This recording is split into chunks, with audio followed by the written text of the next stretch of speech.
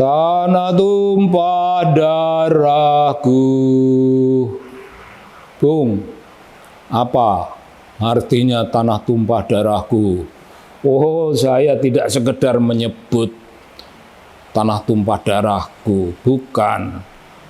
Ketika saya berkata tanah tumpah darahku, itu maksudnya saya meneriakkan janji setia, ikrar seorang warga negara kepada bangsa, kepada negara, yaitu kepada tanah air dan para sahabat. Kita membela tanah air. Membela tanah air atas dasar apa? Atas dasar kemerdekaan, atas dasar pernyataan kita anti penjajah, karena penjajah menghancurkan kemanusiaan dan manusia konkret. Kemanusiaan itu nilai-nilai dihancurkan oleh penjajah, manusia dihancurkan oleh penjajah, rasa keadilan dihancurkan oleh penjajah. Penjajah itu sebutan kolonialis dan imperialis. Itu masa lalu, tapi kolonialis dan imperialis baru. Neokolonialisme dan neoimperialisme kelihatannya tidak ada, tapi itu barang ada, Bung. Jadi tiap kali kita berteriak tanah tumpah darahku, intisarinya membela kehidupan bangsa dan negara seperti dilakukan oleh Presiden Jokowi, membela bangsa negara melalui perlawanan-perlawanan terhadap perdagangan internasional yang menjajah, perdagangan internasional yang mencekik leher kita. Nah, kita tahu urusan nikel yang sekarang Presiden Jokowi dituntut ke pengadilan internasional. Itu bagian dari perlawanan, itu bagian dari teriak tanah tumpah darahku. Bung, ini penjelasan, ini logika, ini nalar, ini aturan pokok dalam kehidupan berbangsa dan bernegara, dan saya menjunjung tinggi itu. Ini akhir-akhir ini ada Bung Alifur Rahman, itu menyatakan Pak Ganjar yang bersikap menolak terhadap tim sepak bola Israel itu dianggap hanya ikut-ikut Pak Wayan Koster, Gubernur Bali. Pak Ganjar dianggap tidak punya pendirian sendiri dan hanya ikut-ikutan. Pak Ganjar dianggap tidak memiliki sikap. Itu dijelaskan oleh penjelasan nomor 2 bahwa Pak Ganjar itu secara ideologis lemah. Katanya Bung Ali Furrahman itu sudah mendapatkan data tentang betapa lemah Pak Ganjar dalam sudut ideologi. Nah, saya ingin memberi suatu gambaran, Bung. Gambaran, ya mungkin bukan penjelasan, tapi gambaran agak detail tentang dua kata itu. Bahwa Pak Ganjar hanya ikut-ikut, Pak Ganjar tidak tahu ideologi atau lemah dalam ideologi. Tapi saya kenal Pak Ganjar itu sudah lama, kenalnya itu dalam perjuangan. Perjuangan di zaman mutakhir ini, ketika beliau menjadi gubernur Jawa Tengah, itu kami melakukan pembelaan terhadap pemerkosaan yang dilakukan oleh dunia internasional didukung oleh pemerintah yang intisarinya mematikan harapan hidup petani tembakau. Mematikan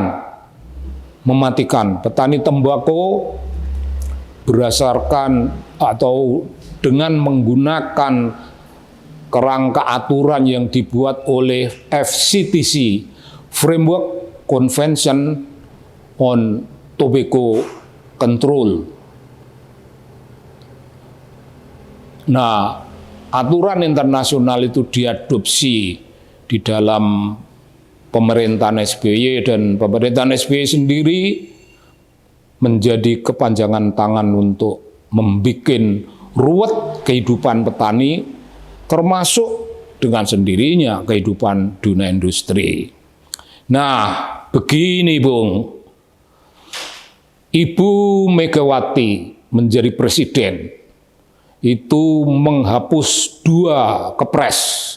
Kepresnya Habibie yang cenderung pro kepentingan Framework Convention on Tobacco Control, FCTC, yaitu dunia perdagangan internasional, kepentingan internasional untuk mematikan tembakau kita. Gus Dur Gus Dur menunda berlakunya kepresnya Presiden Habibie, ditunda.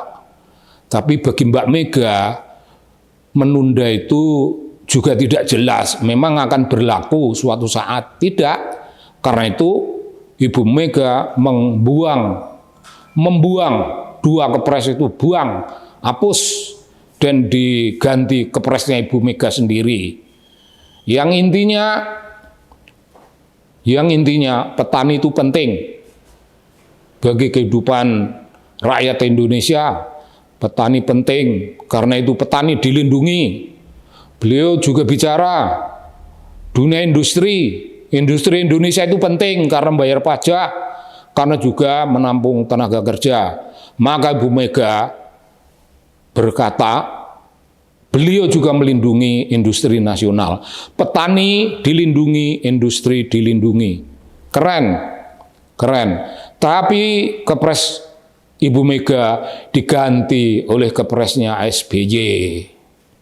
Kepresnya SBY yang sangat pro Amerika, sangat pro dunia bisnis. Perang tembakau itu bukan perang kesehatan, itu perang dagang. Ada satu buku tipis yang menjelaskan apa yang terjadi pada saat ini, yaitu pada saat itu, di zaman itu. Ini orang bicara kesehatan, itu sebenarnya ini perang dagang, bukan perang kesehatan. Yang menulis itu orang Amerika sendiri. Nah, Bung, dispute tentang tembakau itu menjadi masalah serius. Presiden SBY mengembalikan sikap pro perdagangan, sikap pasar itu, dan peraturan Mbak Mega, kepresnya Ibu Mega tidak berlaku lagi. Tapi ada satu hal, ini ideologi loh Bung, ini ideologi. Pak Ganjar tahu kepres Ibu Mega itu ideologi untuk kaum tani, itu ideologi nasional yang dikembangkan oleh presiden yang datang dari Partai Demokrasi Indonesia Perjuangan, beliau ketuanya. Ada ideologi itu, Pak Ganjar juga tahu ideologi itu, siapa bilang tidak tahu. Di lapangan, Pak Ganjar sendiri membela petani. Saya selalu ada di lapangan karena saya melakukan riset lebih dari 1 tahun. Risetnya yang saya lakukan lebih dari 1 tahun. Ada berkali-kali momen pertemuan dengan Pak Ganjar sebagai gubernur. Dan Pak Ganjar menjanjikan pada para petani, jangan khawatir, saya ini orang pusat. Orang pusat yang ada di daerah, yang ditaruh di daerah. Jadi saya akan bela saya akan bela Anda. Saya akan perjuangkan lewat diplomasi di pusat. Jadi petani merasa tentram. Apa yang dilakukan Pak Ganjar itu juga menjalankan ideologi partai. Ideologi yang pro kaum lemah. Kaum lemah itu punya nama di PDI, Partai Demokrasi Indonesia Perjuangan, namanya itu kaum marhaen. Partainya kaum marhaen. Nah, petani-petani tembakau anggaplah itu juga kaum marhaen yang layak dilindungi. Pak Ganjar melindungi dengan sebaik-baiknya. Melindungi, Bung. Siapa bilang tidak ada pengetahuan tentang ideologi? Nah, saya mengecek apakah Pak Ganjar juga tahu ideologi non-blok. Ideologinya Bung Karno non-blok. Tidak ikut blok manapun, membangun suatu blok tersendiri dalam politik Indonesia bebas aktif. Apakah Pak Ganjar tahu? Ya tahulah, Mas. Aku ini kan orang PDI Perjuangan. Ya tahu. Apakah Mas Ganjar memahami dengan sebaik-baiknya bahwa gerakan non-blok yang membuat Bung Karno tidak ikut siapa-siapa kecuali ikut jalan pikiran dan logika politiknya sendiri membangun sesuatu cara berkehidupan, berbangsa dan bernegara yang anti penjajah, anti kolonialisme dan imperialisme, karena beliau itu mengganyang manusia, membunuh manusia dan kemanusiaan dan rasa keadilan. Bung, perjuangan Bung Karno ini perjuangan politik kemanusiaan, dan kemanusiaan itu universal. Manusia di negeri manapun letaknya di muka bumi ini anti penjajah, tidak suka dijajah, tidak suka dikuasai orang lain, negara lain, bangsa lain. Keadilan hidup mereka dihancurkan, mereka juga tidak suka. Bung, kemerdekaan politik Bung Karno seperti itu. Siapa bilang Pak Ganjar tidak tahu? Pak Ganjar tahulah. Masa dianggap nggak tahu ideologi? Terus Pak Ganjar jangan dianggap tidak tahu kalau kita berbicara tentang kemandirian yang lain. Bagi Bung Karno, watak anti penjajah itu juga anti kepada Israel yang menjajah Palestina. Iya, otomatis Palestina layak dibela, Palestina juga isinya juga manusia-manusia. Bung Karno kemudian tidak memisahkan ideologinya, tidak memisahkan antara politik, gambaran politik non-blok yang tadi sudah saya kemukakan, dengan olahraga. Bung Karno sebagai kekuatan dan pemimpin bangsa-bangsa Asia Afrika sesudah konferensi Asia Afrika di Bandung kira-kira tahun 55 atau ya kira-kira tahun 55. Itu Bung Karno menjadi pelopor bagi negara-negara lain, khususnya memprovokasi supaya negara yang belum merdeka segera merdeka, diberi perlindungan. Ada negara yang belum merdeka tapi ikut dalam konferensi Asia Afrika dan diterima dengan baik. Memang itu bagian dari semangat anti kolonialisme. Sampai pada urusan olahraga pun beliau juga tidak ikut olahraganya negara-negara yang punya blok barat. Namanya Ganevo, Games of the New Emerging Forces. Bung Karno punya model permainan bangsa-bangsa Asia Afrika. bangsa-bangsa Asia Afrika, namanya Ganevo. Itu melawan, itu penolakan terhadap Olimpiade.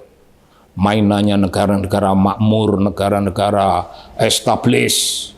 Tapi